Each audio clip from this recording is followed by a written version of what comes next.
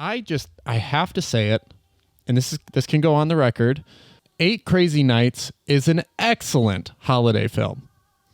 You know what movie I was looking for, and this was oh man, I don't even know who it was originally made for. It definitely was not released in theaters. But it used to be on Hulu, and this is like 10 years ago. It was called Switch Miss. And basically the premise of it is it's like a Freaky Friday, but with like a Jewish kid and a Christian kid, and like one celebrates Hanukkah and one celebrates or like maybe Parent Trap. One celebrates Hanukkah, one celebrates Christmas, and they're like trying to fool the other like family. Oh, you can watch it on Amazon Prime for free. Oh, This isn't okay. a advertisement for Amazon Prime by any means, but you can watch those 2 movies for free. Okay. Go watch 8 Crazy Nights and Switch Miss. All right, There we that's go. the episode. Yep. Boom. Thanks for listening. Welcome in. It's the MoxStars podcast. I am Evan Kunai, and I'm here with Christopher Ritter. What's up? Was that a good 14 for you that time, Chris? That was actually, I think you took mercy on my ears. Maybe like turn my headphone levels down. I pulled back just slightly. I thought that you might have gotten a little bit overwhelmed by it. But we're here, and we're kicking ass. And if you would like to support the show, you can do so by finding us on YouTube. Thumbs up, like, all that jazz. Subscribe. Make sure you hit that bell for notifications. You can find us on all major podcasting platforms. Give us 5 stars. Make us look really cool and help new people find the show. You can join our Discord community server where we're always popping off, and we're having a lot of discussion about this new sort of format within Commander. Commander Contained, which is actually generating quite a buzz, and we saw some really great deck lists already pop up on that channel. If you would like to support the show even further, you can go do so on Patreon by becoming a supporter, subscribing to that Dr. Pepper tier, the Pepperhead tier, where your name turns Dr. Pepper red in our Discord server. You get access to 2 exclusive channels, the Shower Thoughts channel and the Dr. Pepper channel, where the entire lore of Dr. Pepper is posted. And a huge shout out to all of our patrons who have been supporting the show so far. You know who you are. Thank you so much.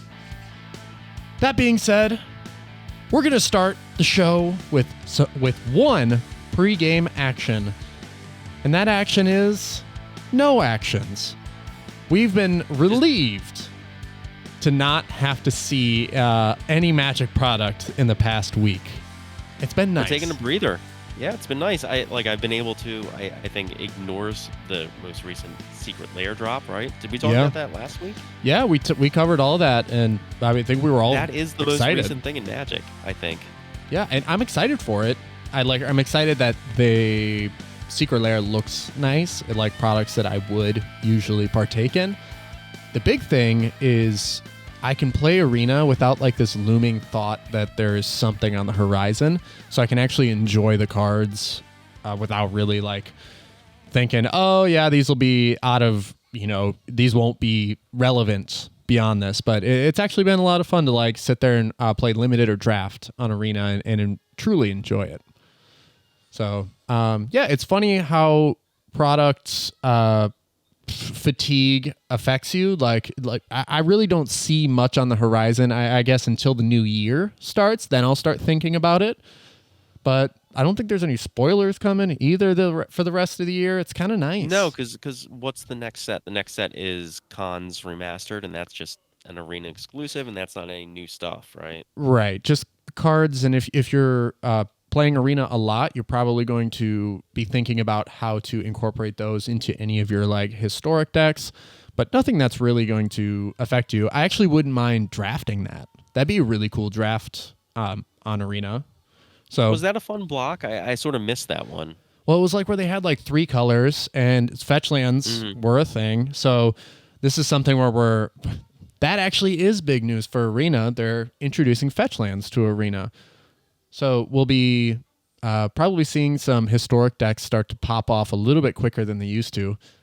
And I'd say there was a fun set to draft. There's just a lot going on. You get those shards. So like three color combinations that were really kind of in the same way that New Capenna was fun. This is also that, but before they had treasures. Yeah. Okay. Well, maybe we'll draft. We'll do a little draft. Yeah, and you get to play with Actually, no, it's on Arena only, so I will not be doing any drafting of cons. You're staying far away from Arena. Yeah. I've just been dabbling lately, so it's nice to dip my toes, and maybe I'll dip my toes a little bit in that. But 2024 what have you been doing on Arena? Like, what's your format?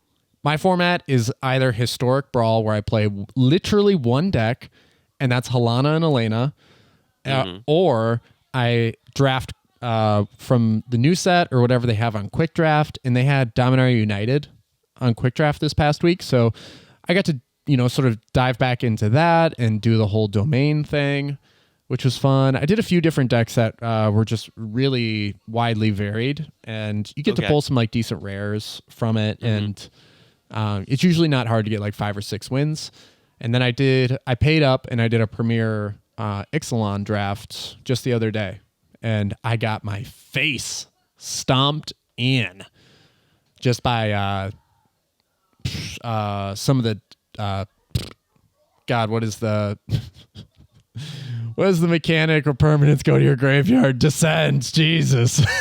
Oh, Descend. We love Descend, don't we? Yes. Which version of Descend it were was you interacting with? Well, I didn't get punched with like the fathomless Descent. None of that. Just the overall grinding value of Descend. So in draft, it's not too bad. And then I got stomped by the endless one or whatever, the 8/8. That's for 2 mana. Oh yeah. Yeah, that was fun to see. I hadn't seen that happen yet, but it happened to me. So, yeah, that's what I've been doing.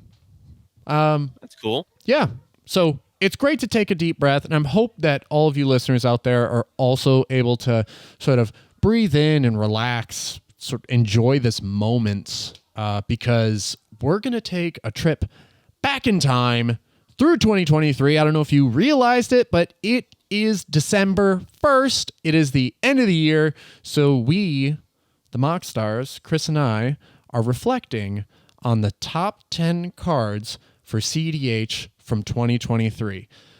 So to get started, Chris, what should we start off with? Number 10, I think we both agreed on this because it has a lot of potential and we don't quite know where it's going. I think when we started talking about this topic, we found out there was more than 10 cards this year that were actually pretty relevant to cEDH. Do you want to talk about the honorable mentions? Oh, yeah, I got ahead of myself. I was just so excited to get into it. Yeah, so our honorable mentions, we have cards that are just either fringe commanders or have potential that can like really step up into their own, but mostly just legendary creatures that we saw somewhat at tournament or had a lot of hype behind them. So first, yeah, you're seeing the list pop up. You're seeing results with the list. Just not clear yet if it's the honeymoon period with the commander, or like people are trying it, or if it actually has legs and people are going to keep playing it. And it actually has impact. This is that product fatigue. Like we saw all these cards come out this year, and we're like, bro, whoa, a new card. Oh, there's another new card, and then you move right past these things. It felt like. So the first card on honorable mentions is Shalayan Halar.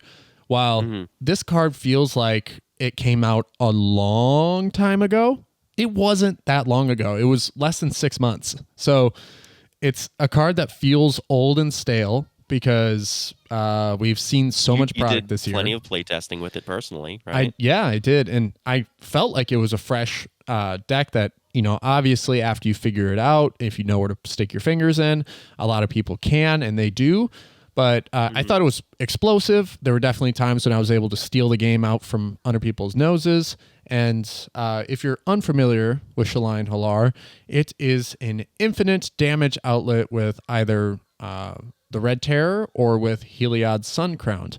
It is a flying vigilant 3/3 that says whenever you put a +1/+1 counter on a creature you control, deal 1 damage to target opponent. So with the Red Terror, You go infinite because Shaline Halar is going to deal that 1 damage. It is a red source. You put a +1/+1 counter on the red tear, and blah, blah, blah, blah, blah, blah, blah, blah, blah.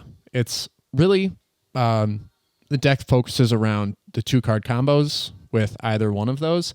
And I built it in a way that was more Enchantress focused so that the Heliod combo wouldn't feel like I was just like shoving it in there. It had purpose, just also along with the strategy of the deck. So along those same lines, there's another commander who is not a combo in the command zone, but is an enabler for a stack strategy, which is Elevere the Wild Court, which was in Wilds of Eldraine. And I've seen some deck lists with her, and just really interesting. Like, there's lots of really good hate bears in Selesnya colors, green and white. And I haven't seen enough to think that the deck is there yet. But definitely something to keep an eye on. So yeah, we're seeing more and more enchantments come out. I think just the more the game is played, the more the game is built, the more we realize that obviously the pool is going to get larger for Elevere here. And the one thing that I love about this deck is that just like Winota, you can win through combat damage with this deck because it's a not nothing ability. It's whenever Elevere the Wild Court enters the battlefield or attacks, create a virtuous roll attached to another target creature you control, and the virtuous roll gives that creature +1/+1 for each enchantment you control. So you're allowed to control the game through punishing stacks that nobody else can get through. So you get access to Sarah's Sanctum, you get access to Gaia's Cradle, so you can actually produce a ton of mana while shutting down a lot of artifact strategies or turbo strategies. And this deck can really just sort of take advantage of that and punch through whatever defenses your opponents might have. Yeah, I love this deck. And I love the card. And I teched it into Shaline Halar for a bit, but you're right. It does deserve its own standalone spotlight because you can build a really punishing strategy behind it, which is why it makes our honorable mentions. Yeah, definitely. Like, a lot of the best hate bears are in those colors, and it's worth messing around with if you want to do like a combat focused stacks thing. Like if you feel like you're playing Winota and you're just a target with Winota, maybe give this a shot. It's a very similar strategy. You just don't get a ton of you don't accumulated value like you get with Winota. This is more hard-earned value, but it will pay off. Oh, and then the other effect, whenever an enchanted creature you control deals combat damage to a player, draw a card. So it's sort of Tymna Light. So yes. Yeah, it's great, which is why I teched it in, because it has draw a card stapled to it. So, all right. The next card I think that we should mention is, I'll save like the spiciest one for last. I would say Atali Primal Conqueror is the next card on the honorable mentions. A great card that I think took a lot of the community by surprise. It reads like it's really good, and I think I think as soon as it was spoiled, people were excited, right? Yeah, and there might have been too much focus put on the whole like pay 9 mana to flip it into a Blightsteel Colossus type deal, where it's like, no, that doesn't, because it says it takes 9 mana doesn't mean it's a bad card. The first effect is what you want. Enters the battlefield, and you just get to cast the first thing you see off the top of everybody's library. And it's you reveal until you hit a non-land, which creates some really interesting combos. Atali itself can be a commander where you just go with Food Chain and you go wild. You play everyone's decks. But then you can also use it in polymorph strategies. Jordan was talking about it with a Paco build using Divergent Transformations, where you just exile Paco and Halden with Divergent Transformations, and you reveal Atali and Displacer Kitten. And they're the only 2 creatures in your library, which means that every spell that you reveal out of your library through the Atali ability is a non-creature spell, which triggers Kitten, which means you get to flicker Atali, and you infinitely cast everybody's libraries. You pick up your whole library, and then you just play Thassa's Oracle and win the game. So kind of a cool, or you have... like Labman. Well, you can't have Labman. Or, Thassa's Oracle. You play something else. Belongs in the 99 of many more decks, not just the commander. So you possibly can have Labman. Yeah, potentially. So it's a Or really someone cool card. else's lap, man. You don't even have to be playing blue. It was absolutely shocking to see that it was $25. Like when I was looking up the price yesterday, I was like, how? But then it's also like super heavily played in standard. I Yeah, just, and not that card. Not a lot of that set was opened. yeah. And I wish I had one. I wish I'd bought them when they were like speculated at less than $5 because it is a really good card.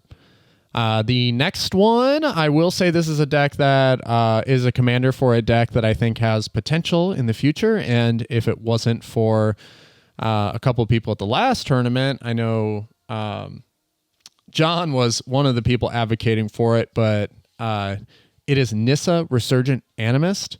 It is 2 and a green legendary creature, and it has a landfall ability that just sort of like made me think really hard. And I had to I was wondering how this combo's off, but it's whenever a land enters the battlefield under your control, add 1 mana of any color. Then if this is the second time this ability has resolved this turn, reveal cards from the top of your library and to reveal an elf or elemental card. Put that card into your hand and the rest on the bottom of your library in a random order. So it doesn't stop there, like where 4-color Omnath stops after like the third ability or the fourth ability, whatever one. This, you still get 1 mana of any color, but then it allows you to keep going so that you can, you only have like 3 creatures in the entire library, and they're both either an elf or an elemental, and it's just combo pieces. So you play one... A pseudo polymorph type thing. Yeah. It's a mono green polymorph where a fetch land polymorphs for you. So kind of crazy. I think it has potential. It can definitely catch you off guard. It definitely caught me off guard and won on like turn 3. So yeah, really cool deck. I was happy to play against it and just sort of like see what kind of like crazy wacky strategies people are pulling off with it. It's another card. Yeah, no, you surprised me with this one. I'm gonna have to look this up after the episode. Yeah, and it's used in standard right now. It's being used in a few other formats because it is a $28 card. Just like, okay. Yeah. And the last card in our honorable mentions, Obnixilis, Captive Kingpin. I know. Yeah, sort of. I think maybe the opposite situation where when it was spoiled, people thought it had potential, and you saw it being played a bit, and it seems to have like died off a little bit. So, do you think that it still has legs? I watched it have the Christmas Land hand, and my second round of the last tournament we played in, I watched the guy have just like the perfect hand in turn 2 Wheel of Fortune and had a Cataract Parasite out. So they turn 1 to Ob with a Cataract Parasite, and then for the next, that went all the way around the table, and then turn 2 gets to them, and they've revealed like a Mana Crypt and a Mana Vault out of the 3 cards they got, and then they went ahead and cast a Wheel of Fortune. They get to see 28 more cards because the Cataract Parasite, and that was the game. It ended turn 2. I didn't even get a second turn. So can the deck be explosive? Absolutely. It is honestly one of the crazier things that I've ever seen. There's a lot of cards out there that support this concept of just being able to do 1 damage or for an opponent losing exactly 1 life.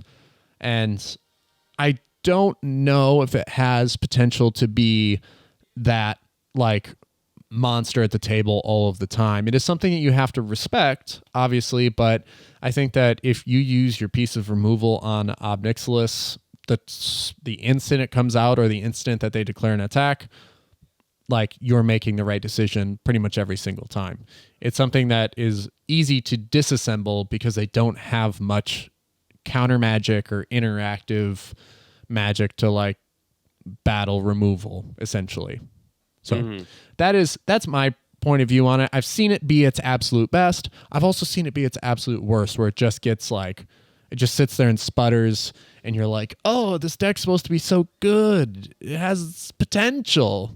So however you view it, I think the hype really set this card off on it really raised the bar for it. And so we had high expectations whenever you sat across from it on the table. A lot of people were talking on Spell Table like, hey, I just lost Ob Nixilis on like turn 2 or turn 3. It really sucked. It was so good. But it turns out that you really only get that game maybe like 20 or 30% of the time, which is still high, but it's still a pretty rare thing. Cool. Well, I guess with that, do we talk about the actual top 10? I think so. Okay, let's do it. Number 10. I think we both agreed on this one because it's new. We haven't quite seen it yet. Dauntless Dismantler at number 10.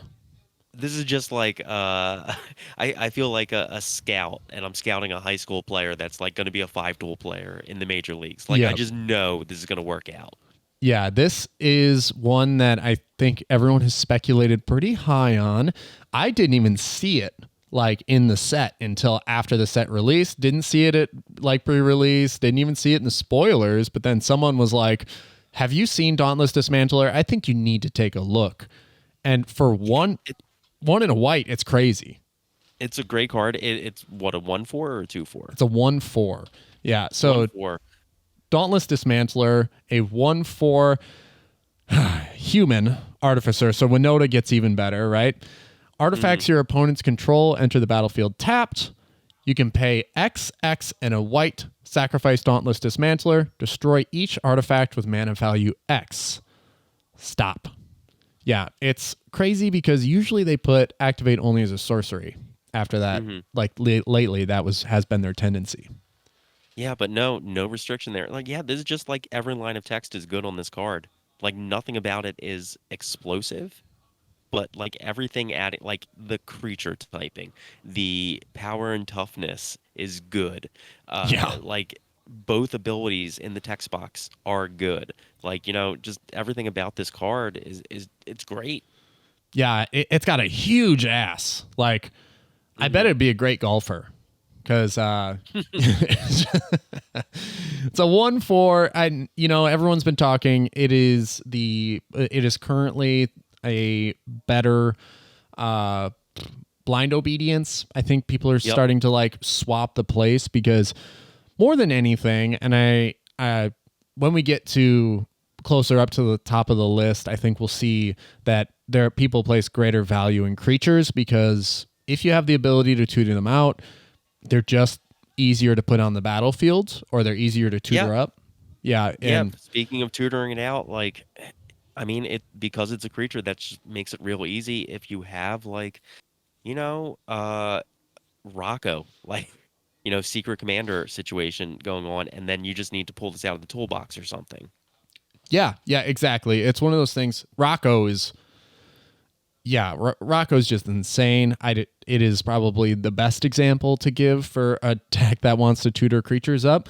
But even in 5 color, you're always playing Finale of Devastation. You're probably always playing Worldly Tutor. You're probably always playing something of that caliber to tutor potentially this up to either slow the game down or to hold your opponents hostage with, essentially what it does. It is a great answer to a dockside that is going to win the game because one, it brings all the treasures in tapped. It gives you an opportunity to come back around to your turn.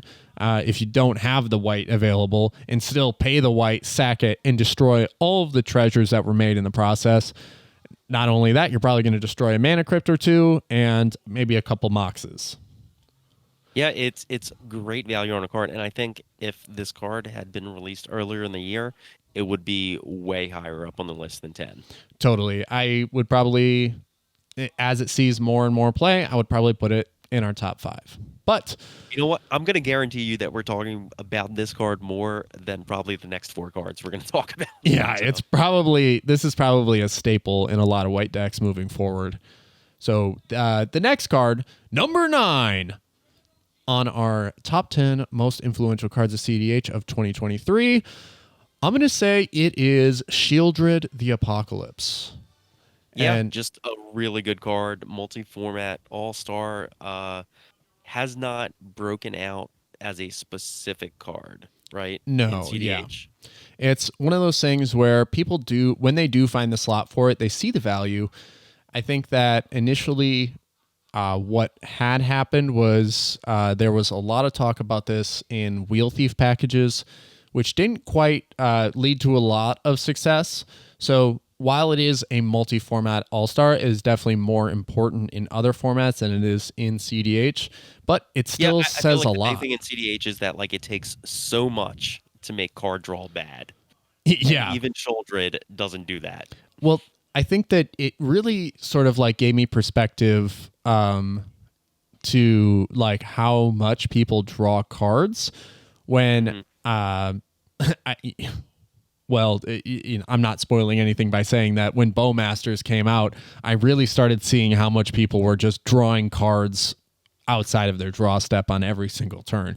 It was just Yep. crazy to see all the triggers and how big that orc army would get. And so Shieldred coming out and coming into the fray would just start like killing opponents. And the incremental value as the game would extend into later turns proved to be pretty staggering. I'm just I'm happy this makes the list, and I'm not sure if everyone out there will agree that it makes a top 10, that maybe some of these other cards that we mentioned in the honorable mentions would surpass it, but I do feel like it does need a place here. And I Yeah, obviously a good card. yeah, Dismantler will surpass it, but Dismantler is just so new. So that's why we put that at the bottom. Number 8. Ritter, what do you want to go with here? Beseech the Mirror. Yeah, I would say Beseech the Mirror is a fair one here, mostly because, well, Beseech the Mirror had a lot of hype behind it, and I think that it goes along with Obnixilis in that vein, because we saw it. The 3 black is obviously, well, a commitment. And while Dark Ritual can get you there, when you're going for the bargain, most of the time, what you're bargaining for is a win condition, you would hope, to be able to cast anything for 4 or less out of your library for free. And I think that's where the card obviously is the best, but it can be awful when you sacrifice a valuable piece, like for the bargain. You'd hope you're just sacrificing like a treasure. But Mm-hmm. if you can, I guess, stick your finger in this plan and counter it, I think most people will use their interaction on this spell, which is why it hasn't maybe really seen a ton of plays, because it raises too many red flags. Sometimes, Yeah, it's a great card, but you can stop it, and the mana cost is a little restrictive. yeah, the commitment to the play is far heavier than a lot of other like win cons or strategies that would do it in a similar way. Hmm. And it's far too obvious. So there are Yeah, things that people just would like a little bit more subversion, and this just screams, "Stop this, or I win the game." yeah. I mean, the buy-in for a failed Beseech attempt is definitely lower than like a failed Ad Naus, right? Yeah, But still, at the same time, everything that we just said, essentially. yeah. I think that the big thing that people were talking about and why Beseech the Mirror was so hyped because of the impact it's going to have in Legacy or Vintage, where they're just basically, or even in Modern, if you are playing Beseech the Mirror, you're playing a slow B tier deck probably, but you're just Mhm. playing it so that you can cast the One Ring out of your library for free and start accumulating value that way. And Mhm. because you still get the cast trigger, you still get the protection for the following turn, and that's ultimately why it would be good.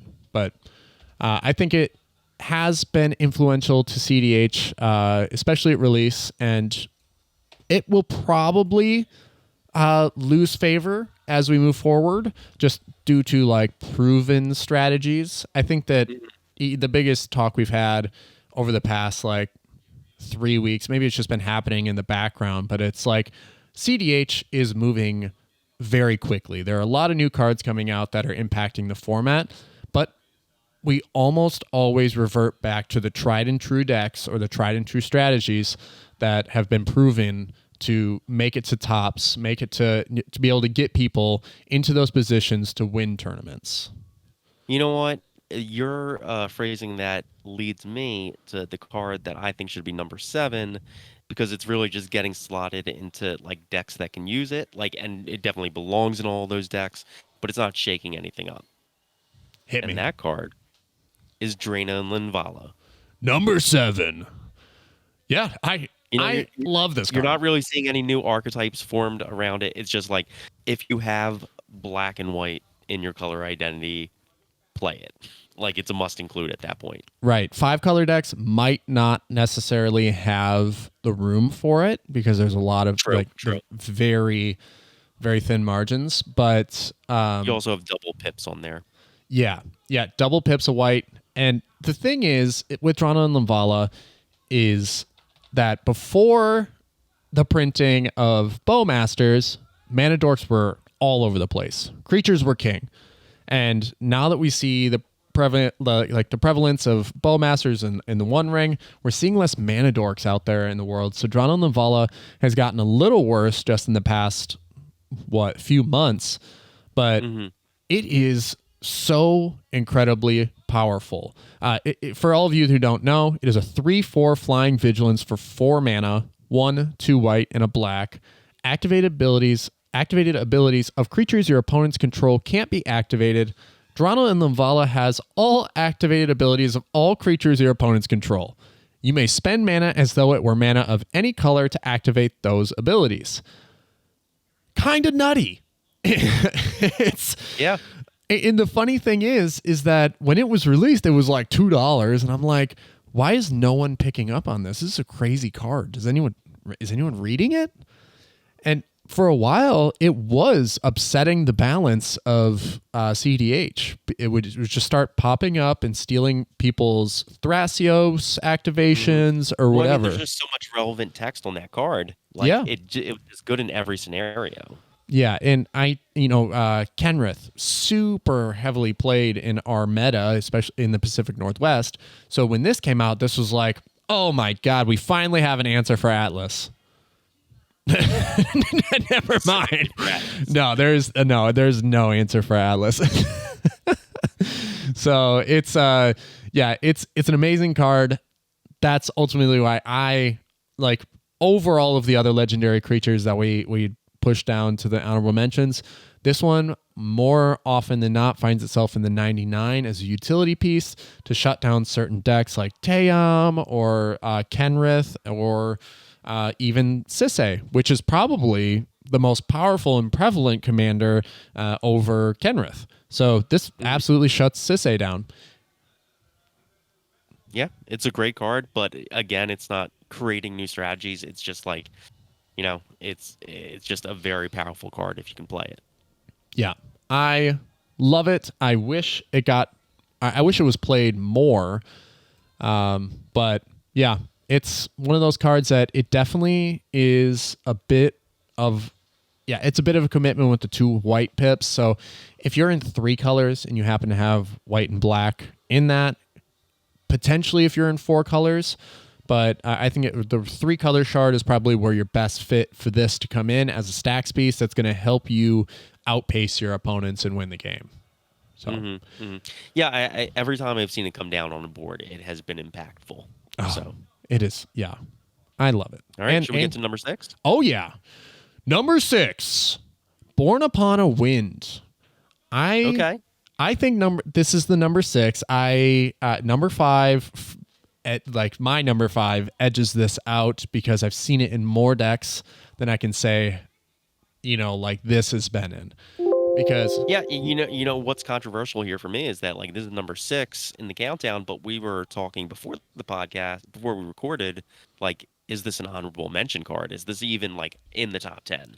Right. And the thing is that there was a lot of hype with the resurgence of Necropotence with this card. Like Xur, Shimmer Xur was the deck that people were like probably most notably talking about, like this could revive that a little bit. And the thing is that I think that this helps more decks than just Necropotence based decks. While they do want to be able to use this due to some really strange interactions on the stack that allow it to like stick its fingers in places that you wouldn't normally be able to. Born Upon a Wind actually helps decks get through silence and a few other things that allow it to still win in the end step. So that's ultimately why I thought it would rise up a little bit higher than 10 or 8, you know, so No, I agree. still seeing its utility, and it replaces itself. So as long as it resolves, it's another one of those cards that when it's cast, I think that the rest of the table just looks around and goes, are we going to let this go? Or do we want to like try to interact with the things that they're going to cast after it? Because if we just stop this, we probably don't see any of the things after it. But the big thing that Born Upon a Wind does for a deck, and this is why Shalyn Halar, for me, like the deck ultimately feels bad, is I can't win on the stack. And this card allows you to win on the stack. Yeah, I mean, that's the way to be, right? In cEDH, that's either winning on the stack or, I mean, that's the best way to be, right? Winning after everyone has burned all of their interaction on someone else and being able to sneak in there and grab the win. Yeah, I think that's just what the best decks do. It's what the best players do, and it's what the most resilient decks are able to do. So that's my reasoning for it. Even though I've made a great case for it, I do think that number 5 surpasses it. Well, what is number 5? Do I agree or disagree? Number 5, Agatha's Vile Cauldron. Do you agree? Ooh, no, I'm more flummoxed. Because here's the thing, it's a good card. Like I know it's definitely a multi-format all-star based on the price list, even though I haven't researched that. But I just haven't seen it enough. Like I know it's good intuitively. I don't know how to weigh its value versus Born Upon a Wind. I think for Agatha's Vile Cauldron, I believe this card has just the recurring value of being able to interact with the graveyard in a way that can be meaningful. So while we talked about Drana and Lavala having the ability to steal activated abilities, this has that flexibility, oddly enough, by stealing creatures from graveyards and then giving whatever creature you control with a +1/+1 counter the activated abilities of those creatures. So for all you out there, if you're not familiar, it's tap, exile target card from a graveyard. Whenever a creature card is exiled this way, put a +1/+1 counter on target creature you control. You may spend mana as though it were any mana of any color to activate abilities of creatures you control. Creatures you control with +1/+1 counters on them have all activated abilities of all creatures exiled with Agatha's Soul Cauldron. So the big thing here is that while dorks are sort of on their way out or have been suppressed in the format, there are certain dorks that, well, haven't been. So Delighted Halfling being one of them, which I think we might have missed one here. Delighted Halfling's also I don't know. a great I'm card. looking at the list again, and I think maybe we messed up the count, but maybe we can include it. Yeah. Okay. Delighted Halfling fits right in at 5.5. Yeah. This so can steal that ability. 5.5. Yeah, and then 5.5. You rascal. The other thing is that Deathrite Shaman is another mana dork that is sort of floating around that is starting to have more influence. That I'm seeing it in more. That card. Yeah, I'm seeing it in more lists because it doesn't die to the Bowmaster, and it is oftentimes just it hides, it flies under the radar in a way because it requires a certain level of like commitment to activate the other two abilities. And if there's not any lands in the graveyards, then it's like, oh, well, I guess you have nothing to really chew on to generate mana. But this, just like the amount of times that I've seen this exile one of those two or exile something else of the sort, steal that activated ability. The big thing for this card here and its flexibility is that it contributes and makes one of the best cards or one of the best decks in the format even better. And that is not Shalai. It is Sisay, the 5-color Sisay, right? by making it so that you can put a +1/+1 counter on cEDH, you increase the scope of what it's able to tutor for, and then you can also spend any mana as though it were any color to activate the ability. So it turns a Mana Vault or a Mana Crypt basically into 5-color tappy, whoozy, whatsy, whatever to be able to tutor your deck for anything. So yeah, no, it's a hot card. It's really great for just interacting with, because it's not just like tap, exile, target creature card from a graveyard. It's tap, exile any card. And what it's done is sort of like, this is seeing people are finding a reason to put it into multiple decks, just because like Tymna wants it for just the +1/+1 counter on Tymna is enough usually to like get through or get past most creatures. That makes Tymna less fragile, less subject to Bowmasters, because otherwise you just snipe Tymna with a Bowmaster and that whole strategy is just out of there.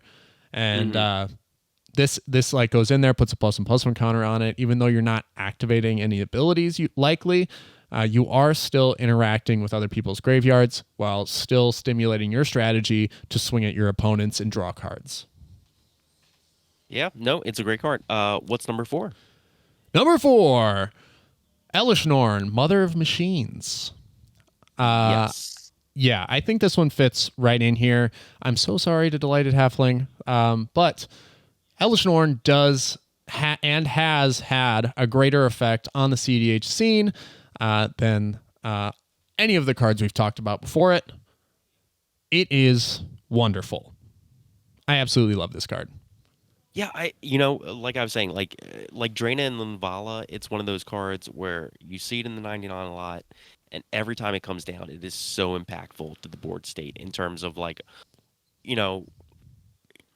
what lines of play are now going to be available. Right. Double ETBs, as we've talked about in the past. The thing with creatures is that there isn't a whole lot of interaction for them. So now, like, the best card in all of cEDH is a creature with an ETB on it.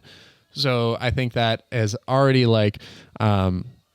stimulated the imagination of all players out there. What if I had Elishnorn, Mother of Machines on the battlefield at the same time that I played a Dockside? So that is like obviously the best case scenario, but on the other side of it, it also has Vigilance and it turns off all of your opponent's ETB effects. Yep. Yeah, I mean, we've talked, I think, ad nauseum, like, about, like, how good ETBs are. Yeah. Like, and how difficult it is to interact with it and stuff like that. Speaking of a card we forgot to mention that should have gotten an honorable mention, which is, what is it? Tishana's Tidebinder. Wonderful. Really great card. Yeah, Yeah, you're probably right. Put that one in the mentions. Yeah. Put that one in the mentions where it's just, I'm just raising the point where like ETBs are just super, super powerful. And so if you can double yours and turn off your opponents for, it does nutty things. Yeah, being able to counter, I mean, it does with the Tidebinder, like thinking on that like wavelength with Elishnorn is just like, well, you get 2 triggers there, so you basically get to guarantee the boom boom of Elishnorn. You get to counter whatever ability is being triggered.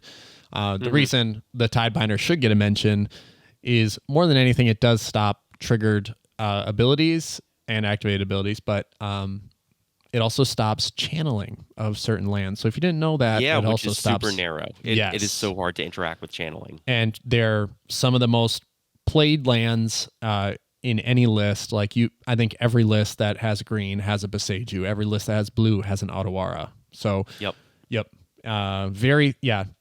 Very thin but popular strategy that not a lot of people are. There's not really any way to interact with.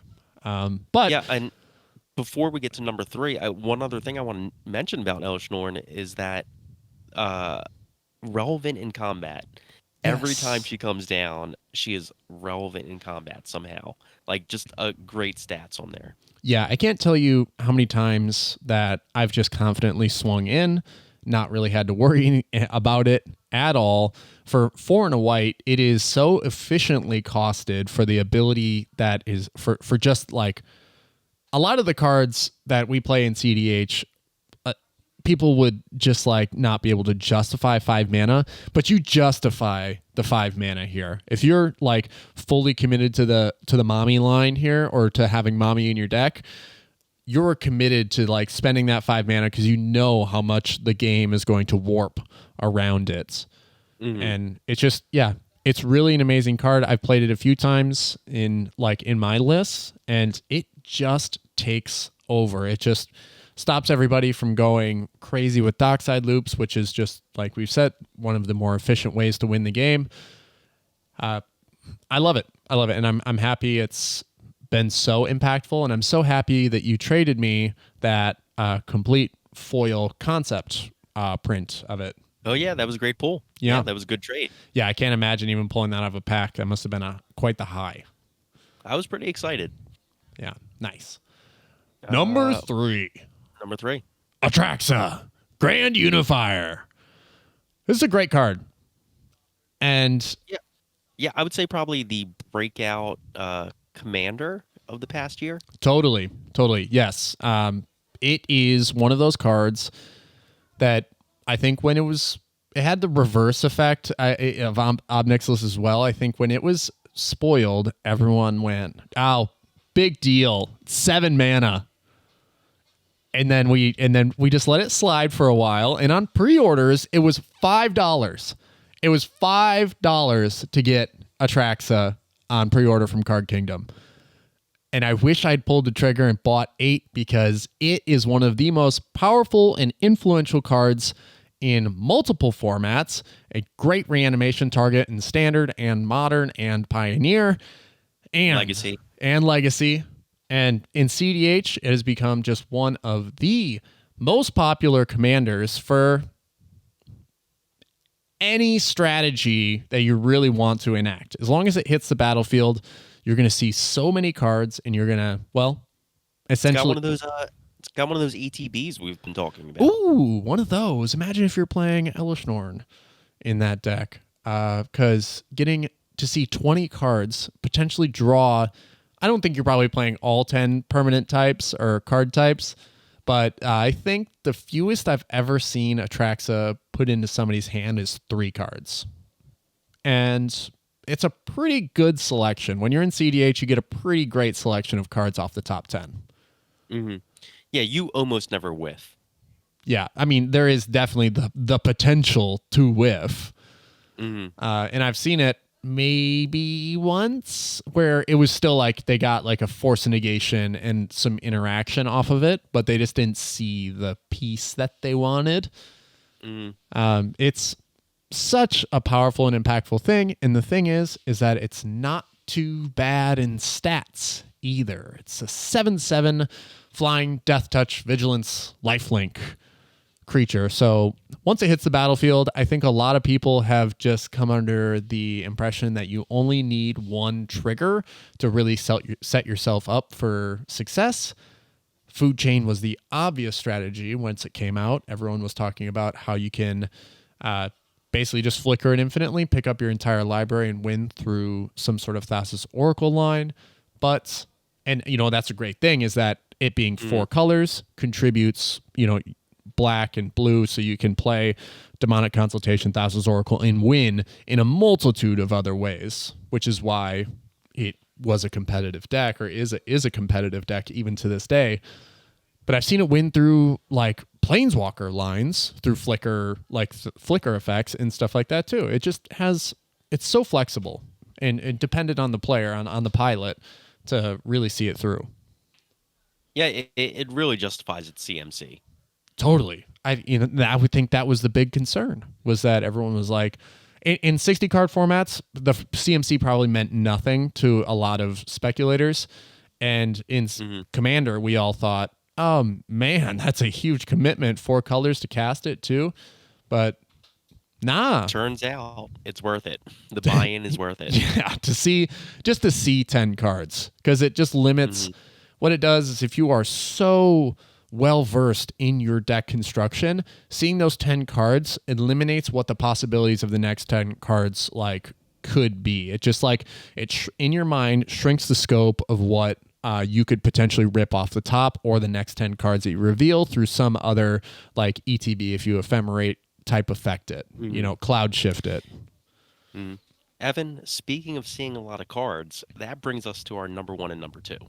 Yeah. And I'm going to suggest something controversial, like, because we've talked about both these cards so much that we really don't need to go in depth. I think we can just say what the ranking is, which one is number 1 and which one is number 2, and then we explain it. We just end the show. They are on their face such powerful cards, and we've talked about them so much. Yeah, no, it goes without saying that these are cards that we've definitely talked about ad nauseum. And so, number 2, what is our consensus, Ritter? Did we said One Ring was number 2, right? Yes, I believe that it is the One Ring is the number 2 most impactful card to cEDH in 2023. Cool, and that makes number 1 Orcish Bowmasters. Yeah, and I knew it. Definitely impactful. Yeah, I knew it. I knew it. I called it out. Well, at least I said it should have been banned. But okay. So why is that number 1 over the One Ring? And to sort of justify the argument, I know that a lot of people are going to say that the One Ring is more impactful because it fits into more deck lists.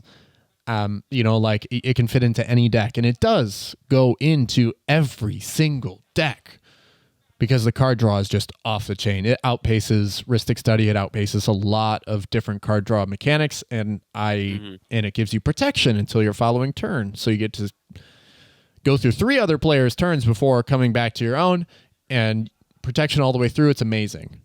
The card is wonderful. It's absolutely bonkers. But the thing is that Orcish Bowmasters has literally suppressed another card type from being viable, and that we've talked about it a few times. It is like Mana Dorks have been suppressed by Bowmasters. Certain decks, certain strategies have just been absolutely suppressed. And there are combo lines. There are so many ways to flicker this, bounce it.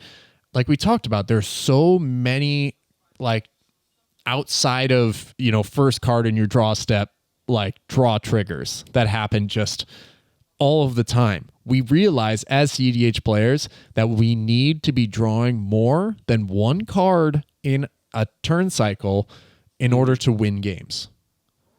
Yeah, and the thing about Bowmasters is that it punishes the most powerful thing to do in the game, which is drawing cards. Yep. And it punishes it in like a powerful way that you can abuse. Yeah, whether you're throwing a damage at their face or at their creatures, at their planeswalkers, whatever, the fact that it allows you to deal damage to any target is another reason why it's so amazing. Now, I said in order to balance this card, properly in testing, you could either take away the flash or you could take away the ETB. But it has both, so you're able to cast it at instant speed on a draw trigger, and then when it enters the battlefield, you get to snipe something too. So it's why Tymna is, while Blue Farm is still a deck that comes up or is still very competitive and is still top 4ing, and is so resilient and will probably never fall out of contention for the top table ever. Bowmasters does punish Tymna players. It is just dealing 2 damage is nothing. You get 1 draw trigger on the stack, and you're like, okay, and I'll flash in Bowmasters, 1 damage Tymna, 1, and then you draw your card off the Tymna trigger, and then you kill Tymna right there. It's just, it's unbelievable. It really is. It offers in black. It offers control. It offers punishing control over how your opponents play the game. Not only that, it spawns an orc army that gets bigger for every single draw trigger. And I thought it was like, this is where I was just like, really? And it spawns an additional like creature for 2 mana. You get essentially 2/2. Or 2 power on the battlefield until it becomes a 21 or 21 or a 22/22, and then it's really punishing your life total or pressuring you and forcing you to block with creatures that you are saving for your own strategy. You don't in your deck list, every card matters. And if you have to throw a Traxa in front of this Orc army, it's not going to feel good, right? So it's one of those things where it can get out of control fast. We know there's wheels in the format. The thing is that I think that wheels have seen a downplay. People haven't been playing them as much because of Bowmasters, where initially, while people were testing the card in the early days of its release, wheels went through the roof. People were like, oh, I can deal 21 damage. Like, yeah, I'm going to do that. But I feel like Wheel of Fortune is seeing less and less play. Same with Windfall. And I would say Windfall more than Wheel of Fortune Windfall is being played more than Wheel of Fortune now. So it's really is the most influential because it has suppressed certain strategies and also changes how people play around it. Once it appears, obviously the second Bowmaster wins. So you play a Bowmaster and then somebody goes, well, I'll flash in a Bowmaster, kill your Bowmaster, and now I get all the triggers. So in Modern, it's also a monster. It's probably the most heavily played card in Modern. And I just don't see a world where this isn't an auto-include in any deck that's playing black. Yeah, Bowmasters is like a dockside level card. Yes. Like, it's that good. Yeah, that is the best way to put it. It is the current... It is the black version of dockside if there ever was one. And, it's just crazy because it kind of just, like, takes Teom, and it makes Teom go crazy, too. So, like, even in decks that aren't just running it for apparent value and accumulated value through draw triggers or whatever, there are decks that can absolutely abuse it to maximize profit, right? Like, it is an instant, Teom activation if it hits the battlefield because it generates a vigilance counter on the Bowmaster, and it generates a vigilance counter on the Orc army and a +1/+1 counter on the Orc army. So there's 3 counters right there. And if you're able to just, or have an Ashnod's Altar or something like that, sack them both, remove the counters, and then just keep cycling it infinitely to roll through your entire library. So there's just so much to it. I'm sorry. We could talk about it all day. That's how good it is. I think if you stitch together all the audio of us talking about this card, it might actually be 24 hours. might literally be a day. Yeah, so. Yeah. Half of the episodes that we've ever recorded stitched together, they're all about Bowmasters. At least when it was announced, ever since it was announced, there was just that this is really going to change things. And it did. Even the One Ring, we thought, man, this is really, after release, we were really like, man, this is going to change things. Everyone's playing this card. So, yeah. All right, man. I think that's 10. How do you feel? Yeah. How do you feel about that? I feel good. Like I was saying before we started recording, when you pitched this topic to me and you were like top 10 for the year, and, we have been talking a lot about how, not super excited lately about the game. But it was easy to come up with, 15 cards off the dome. And we didn't even talk about anything from the Doctor Who set. And there's good stuff there. Totally. Stuff that I think the thing about it is with this product overload, we're going to be digging through this stuff in years, right? Just be a couple years from now, just being like, man, did you even see this card in the Doctor Who set? Absolutely not. I mean, there was you had 3 weeks to brew with that stuff before the next stuff came out. People just moved on. Yeah. Yeah. The window closed. Yep. Well, if you enjoyed this episode and you think we missed anything, which I know we missed one very important thing, Delighted Halfling definitely deserves a spot. I'm sorry. It's in there at 5.5. Oh, yeah. 5.5 Ling. We got it. If there are any other cards that you think we missed, make sure to mention that in the comments on the YouTube channel. Get over there, subscribe, and hit that bell for more notifications. New episodes every single Friday. Be sure to join the Discord server. And if you are sharing this with friends, which I encourage you to. You can share us on all major podcasting platforms and on YouTube, whatever you want to do. There's a lot of different ways to find the MoxStars podcast. And on that note, I think we did a great job, Ritter. We really kicked ass today. Oh, kicked ass. You said it. Yes, sir. All right, let's get out of here. All right, Peace. see ya.